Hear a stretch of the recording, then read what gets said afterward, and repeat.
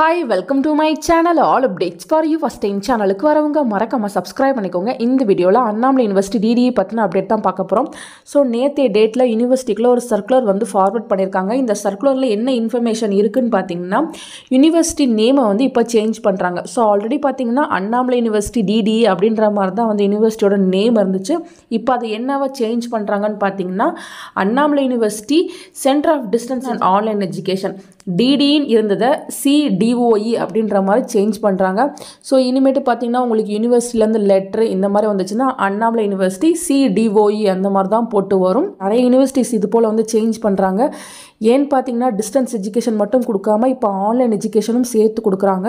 So அந்த ரீசனுக்காக இப்போ நேமை வந்து மாற்றிருக்கலாம் ஃப்ரெண்ட்ஸ். அண்ணாமலை யூனிவர்சிட்டி டிடின்னு இருந்ததை Annamalai university centre of distance and online education Annamalai university சிடிஓஇன்னு சேஞ்ச் பண்ணியிருக்காங்க. ஸோ அங்கே படிக்கிற நீங்களும் இந்த இன்ஃபர்மேஷனை தெரிஞ்சுக்கணுங்கிறதுக்காக தான் இங்கே ஷேர் பண்ணியிருக்கேன். உங்களுக்கு வர லெட்டர்ஸ் உங்கள் புக்ஸ் எல்லாத்துலேயுமே வந்து இனி இது போல தான் வந்து நேம் இருக்கும். சர்க்குலர் பார்த்தீங்கன்னா யூனிவர்சிட்டியில் இருக்கவங்களுக்கு தான் வந்து ஃபார்வர்ட் பண்ணியிருக்காங்க. அதனால தான் வெப்சைட்டில் எதுவுமே போடலை.